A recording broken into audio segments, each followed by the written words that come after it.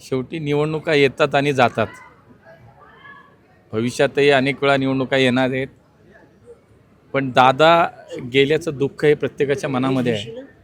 तुम्ही पाहिलं असेल की माननीय मुख्यमंत्र्यांनी सुद्धा या राज्यात त्यांचा जो दौरा होता, जवळपास 35 ते 40 काहीतरी त्यांच्या सभाही होत्या, त्या सगळ्या त्यांनी रद्द केल्या.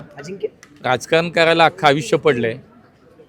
पुणे जिल्ह्याची सुद्धा प्रभारी म्हणून माझ्याकडे जबाबदारी होती. पण मी पुणे जिल्ह्यात कुठल्याही जिल्हा परिषद गट असेल किंवा पंचायत समितीच्या गणात कुठेही प्रचाराला गेलो नाही. निवडणुका होत राहतील, पण अशा वेळेला कुठंतरी जाऊन प्रचार करणं आणि शेवटी प्रचार निवडणूक म्हणजे युद्ध असतं. त्याच्यामध्ये स्वाभाविकपणे आपण चांगलं काय करतो, समोरचा चांगलं कसा करू शकत नाही, याच्यावरती साधारणपणे प्रत्येकजण बोलतात. पण मला तेही करायचं नव्हतं. मतदार शेवटी सुज्ञ आहेत, त्यांना जे काय करायचं ते योग्य करतील. मला असं वाटतं की हे खरं आहे की गेल्या अनेक वर्षापासून जिल्ह्यामध्ये राष्ट्रवादी काँग्रेसची सत्ता आहे. पण पक्ष म्हणून, भारतीय जनता पार्टी म्हणून आमच्याही सर्व कार्यकर्त्यांनी, स्थानिक जिल्ह्यातल्या नेत्यांनी खूप चांगलं काम केलं आहे, लोकांपर्यंत पोचलेत. आणि जो काय व्हायचा निर्णय तो शेवटी जनतेवरती सोपवून देऊ. आज मतदान होईल, निकाल लागल्यावरती कळेल. रात्री बुट्टे पाटलांना मारहाण झाल्याचं कळतंय. नाही, मला माहीत नाही, कारण मी पहाटे आलो, मी दिल्लीवरनं आलो, अधिवेशन चालू आहे. आज आमच्या बॅमनिकॉमचा दीक्षांत समारंभ होता, त्यामुळे मी डायरेक्ट पहाटे आल्यानंतर इथंच आलो. त्यामुळे मला माहिती नाही, मी माहिती घेतो. झालं असेल शेवटी, असं काही व्हायला नको, झालं असेल तर ते चुकीचं आहे. एक्सप्रेसवेचा प्रश्न आहे ना, खरं तर गेली अनेक वर्ष आपण पाहतो की एवढी मोठी वाहतूक कोंडी कुठंच झाली नव्हती. जे झालं पुणे जिल्ह्यात, जवळपास 32 तास ते सगळे अडकून पडले. अनेक जण बाहेर पडायचा प्रयत्न करत होते. खूप जास्ती त्रास झाला. यावरती काही खरं तर गडकरी साहेबांशी बोलणार आहात का राज्य सरकारकडून? नाही, मला वाटतं हे खरं तर खूप त्या दिवशीचं भयानक होतं. मी सुद्धा सातत्यानं पुणे ग्रामीण एस पीच्या संपर्कात होतो. जी सगळी यंत्रणा तिथे लागली होती त्या सगळ्यांच्या संपर्कात होतो, कारण सगळीकडनं नागरिक अडकले होते, त्रस्त झाले होते. पण असा प्रकार भविष्यात होऊ नये त्याच्यासाठी निश्चितपणे काळजी घेतली पाहिजे. तशी यंत्रणा अगदी 100% त्या ठिकाणी अवेलेबल हवी, यासाठी निश्चितपणे आपण काहीतरी करणार आणि केलं पाहिजे. मला असं वाटतं की शेवटी मी सुद्धा एक लोकप्रतिनिधी आहे, त्यामुळे ती माझी सुद्धा जबाबदारी आहे. भविष्यात असा कुठलाही प्रकार होणार नाही याची काळजी घेणार आम्ही. दादांच्या अपघाताची माहिती सांगणार आहेत रोहित पवार. 10 तारखेला प्रेस घेतात म्हणे, माझ्याकडे काही माहिती आहे, चौकशी सुरूच आहे तुमच्या डिपार्टमेंटमार्फत. नाही, चौकशी चालू आहे. AIBच्या टीमने ब्लॅक बॉक्स हस्तगत केला आहे, त्यांना सापडला आहे. त्याचा डाटा डाउनलोड होईल, त्याच्यावरती त्याचा विश्लेषण होईल आणि त्याच्यावरनं निश्चितपणे लवकरात लवकर अहवाल येईल. आता रोहित पवार आणि ह्यांना शेवटी त्या विषयावर जे त्यांना बोलायचं त्यांना ते स्वातंत्र्य आहे ना. शेवटी त्यांना काही त्यांचं म्हणणं असेल ते म्हणतील. नाही, ठीक आहे. मला असं वाटतं की माझ्या दृष्टीने एकच आहे की इतका मोठा नेता गेला आहे, या राज्याचं खूप मोठं नुकसान झालं आहे, माझ्या पुणे जिल्ह्याचं नुकसान झालं आहे. एकूणच या राज्याच्या सामाजिक राजकीय पटलावरती एक प्रमुख नेता, लोकप्रिय नेता आपल्यातनं गेला आहे. मला असं वाटतं सगळं खरं तर आपण त्या दुःखात आहोत. अशा दुःखद प्रसंगी मला एवढंच सांगणं की कृपया स्वतःचं राजकारण स्वतः कुणी या दादांच्या घटनेच्या विषयावरती करू नये. नाही, मी कुणाचं नाव नाही घेत, पण खरं तर जे काय घडतंय मागचे 5-6 दिवस 8 दिवस झाले, कोण काय बोलतं, चौकशी होईल, अहवाल येतील, मग वाटल्यास बोला, पण आता बोलू नये. मला असं वाटतं नक्की लक्ष ठेवू नये.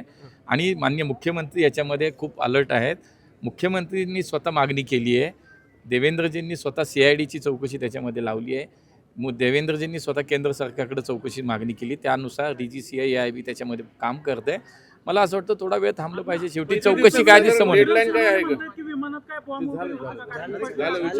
मी तेच सांगितलं की या सगळ्या प्रकारामध्ये खरं तर हे दुःख खूप मोठं आहे की आज दादा नाही आहेत. मला असं वाटतं याचा आपापल्या पद्धतीनं आपल्या राजकारणासाठी कोणी वापर करू नये. सत्य काय ते येईल समोर. धन्यवाद.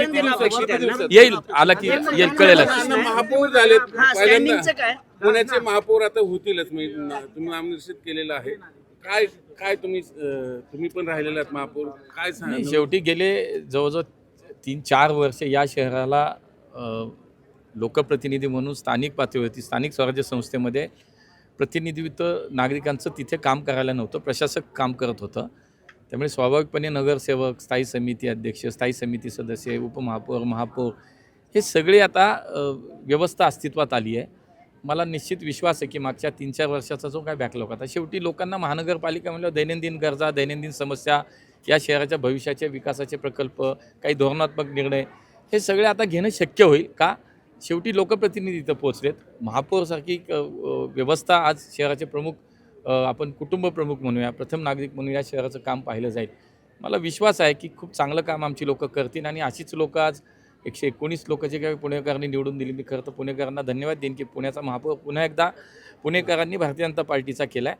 त्यामुळे आमची जबाबदारी वाढली आहे. आम्ही या सगळ्या पदांकडे, कुठले पद असो, या पदांकडे आम्ही जबाबदारी म्हणून पाहतो. आमची ती नैतिक जबाबदारी आहे. आमचा तो संविधानाने दिलेला जबाबदारीचा अधिकार आहे. म्हणून मला असं वाटतं की ती जबाबदारी म्हणून आम्ही पाहतो. या शहरातल्या नागरी समस्या असतील, या शहराच्या भविष्याचा विचार असेल, याच्यावरती आमची माणसं खूप चांगलं काम करतील. पण पुणेकरांनी जी संधी आम्हाला दिली त्यासाठी पुन्हा एकदा मी पुणेकरांना तुम्ही धन्यवाद महापौर असताना काही कार्यक्रम हाती घेतले होते, म्हणजे नदी सुधार असेल, ते तुमच्या महापौरांनी पुढे कसे कंटिन्यू आहे? महापौर पदाकरता बरेच जण इच्छुक आहेत, स्टँडिंग असेल महापौर पद असेल. नाही, निर्णय झाले. अडीच वर्ष शेवटी झाले की कसं? काय आहे की शेवटी हे बघा, ही निर्णय प्रक्रिया आमच्याकडे ठरलेली आहे. स्थानिक पातळीवरती कोर कमिटी बसते, वरती मग राज्य सरकार, राज्याच्या स्तरावरती आमच्या अध्यक्ष आणि मुख्यमंत्री साहेब याच्यावरती निर्णय करतात. ती सगळी प्रक्रिया पार पडली. आता ज्याला नाव ज्याचं करायचं जाहीर ते झालं आहे. त्यामुळे महापौर निश्चित झालेत, उपमहापौर निश्चित झालेत. बाकी आता 5 वर्ष आहेत ना, प्रत्येकाला काही ना काही संधी मिळेल. त्यामुळे मला असं वाटतं की सगळ्यांनी ही मानसिकता आहे आमच्याकडे असं काही नसतं की भांडणं झाली पाहिजेत, असं काही नाही होतं आमच्याकडे. पक्ष नेतृत्वाने दिलेला आदेश आहे, तो आमच्यासाठी सगळ्यांसाठी तो मान्य असतो, आम्हाला करावाच लागतो.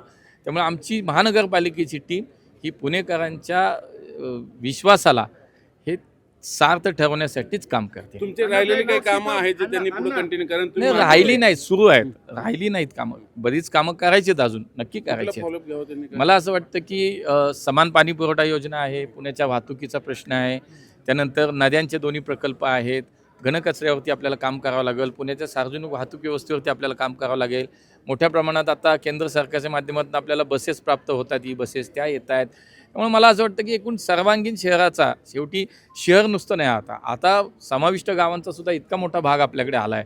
त्यामुळे शहर आणि उपनगर आणि समाविष्ट गावं या सगळ्यांचाच एकत्रितपणे विचार करून एक सर्वसमावेशक, संतुलित अशा प्रकारचा पुण्याचा विकास, एक शहरात देशातलं चांगलं शहर. आजही तुम्ही बघा, मोस्ट लिव्हेबल सिटी म्हणून जो काही इंडेक्स आला मौवाचा, त्याच्यामध्ये सुद्धा आज देशामध्ये राहण्याचं सर्वोत्तम शहर आपलं पुणेच आहे. पण माझं म्हणणं त्याचा अर्थ असं नाही की सगळंच पुण्यामध्ये आता काम संपलं. काम खूप आहे, काम खूप करायचं आहे अजून. आणि म्हणून मला असं वाटतं पुणेकरांनी जो विश्वास व्यक्त केला, त्या विश्वासातनं आम्ही सगळे मिळून या शहराला एक देशातलं चांगलं शहर बनवण्यासाठी निश्चितपणे चांगलं काम करू. एवढं पीएमपीचे जे अध्यक्ष सीएमडी आहेत त्यांनी काही घोळ केलेत बसेस खरेदीमध्ये, सीएनजीच्या किंवा प्रमोशनमध्ये पैसे खाल्ल्याचा नाही, एक आरोप काही होतोय. काय- वर्तमानपत्रात काही चौकशी होणार की नाही? वर्तमानपत्रात अशा काही बातम्या आल्यात, मी नक्की त्याची माहिती घेईन. धन्यवाद.